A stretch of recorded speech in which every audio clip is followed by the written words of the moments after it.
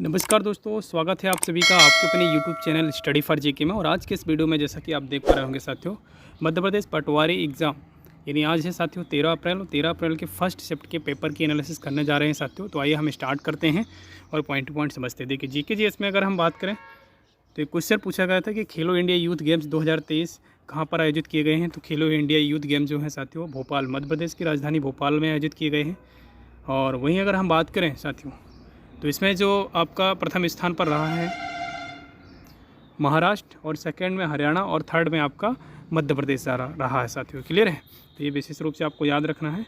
और इसके अलावा हम बात कर रहे हैं कि जीएसटी, ये क्वेश्चन पूछा गया था जीएसटी के संदर्भ में कि जीएसटी काउंसिल का नया अध्यक्ष किसे बनाया गया है। तो जीएसटी का जो अध्यक्ष होता है साथियों, याद रखिएगा भारत के जो वित्त मंत्री होते हैं वही होते हैं। अगर हम बात करें तो इसमें अगर हम बात करें निर्मला सीतारमण को बनाया गया है। निर्मला सीतारमण वर्तमान में क्या है, अभी वित्त मंत्री हैं देश की, आपको याद रखना है।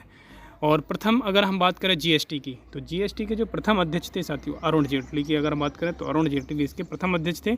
और जीएसटी जो होता है साथियों, इसका फुल नेम भी पूछा जा सकता है आपके एग्जाम में नेक्स्ट वाले में, ध्यान रखिएगा, गुड्स एंड सर्विस एक्ट, जिसे वस्तु एवं सेवा कर के रूप में आप जानते होंगे। नेक्स्ट अगर हम बात करें इसी में तो जीएसटी दिवस भी मनाते हैं साथियों। 1 जुलाई को जीएसटी दिवस मनाया जाता है। और संशोधन जब जीएसटी लाया गया था तो कौन सा संशोधन किया गया था संविधान में, 101वां संविधान संशोधन। क्लियर है, चलिएगा नेक्स्ट क्वेश्चन की बात करते हैं। देखिएगा यहाँ पर क्वेश्चन आपसे पूछा गया था कि प्रधानमंत्री किसान सम्मान निधि की शुरुआत कब की गई थी। तो ये प्रश्न आपसे योजना से संबंधित पूछा गया था कि प्रधानमंत्री किसान सम्मान निधि की शुरुआत कब की गई थी। तो इसकी जो शुरुआत की गई थी साथियों, ये की गई थी 2019 में की गई थी। अगर हम बात करें वहीं तो इसमें जो राशि दी जाती है आपको प्रत्येक वर्ष, अगर हम बात करें तो 6,000 रुपये की राशि दी जाती है। दो हज़ार रुपये की जो किस्त होती हैं उस ब्याह पे आपको 6,000 रुपये प्रत्येक वर्ष मुहैया करवाए जाते हैं साथियों। क्लियर है, चलिएगा नेक्स्ट देखिएगा। प्रारूप समिति से पॉलिटी से एक प्रश्न पूछा गया था कि प्रारूप समिति के अध्यक्ष कौन है। तो प्रारूप समिति के अध्यक्ष जो थे साथियों, तो याद रखिएगा डॉक्टर भीमराव अम्बेडकर, जिन्हें संविधान का पिता कहा जाता है, ड्राफ्टिंग कमेटी के अध्यक्ष थे, प्रारूप समिति के अध्यक्ष थे। और अगर हम इस समिति में अगर बात करें तो टोटल जो सदस्यों की संख्या थी वो कितनी थी साथियों, 7 सदस्य थे, है ना, ये भी पूछा सकता है। चलिएगा नेक्स्ट देखिएगा, क्वेश्चन आया था आपके साइंस में, अगर हम बात करें कि एसिटिक एसिड का सूत्र क्या होता है। तो इसके संदर्भ में अगर हम बात करें साथियों तो ये एसिटिक एसिड को सिरका भी बोलते हैं, हम सिरके के नाम से भी जानते हैं। और इसका जो सूत्र है आपका CH3COOH साथियों। क्लियर है, नेक्स्ट देखिएगा साथियों, जल में घुलनशील विटामिन क्या है। देखिए विटामिन से प्रश्न पूछे जा रहे हैं साथियों, है ना। तो विटामिन एक बेहतरीन टॉपिक होता है साइंस का, आप बेहतर तरीके से कवर करके जाइए। और विटामिन से अगर हम बात करें तो यहाँ पर जल में घुलनशील विटामिन क्या है। तो जल में घुलनशील विटामिन हमने बताया था आपको। तो जल में घुलनशील विटामिन कौन कौन से होते हैं, विटामिन बी और सी। विटामिन बी और सी क्या होते हैं, थोड़ा सा यहाँ पर मिस्टेकिंग है। जो जल में घुलनशील जो विटामिन होते हैं ना साथियों, सिर्फ बी और सी होते हैं। कौन कौन से होते हैं, विटामिन बी और सी। और जो वसा में घुलनशील विटामिन होते हैं उसके लिए हमने बताया था कि आपको कीड़ा याद रखना है। कौन सा शब्द याद रखेंगे, कीड़ा।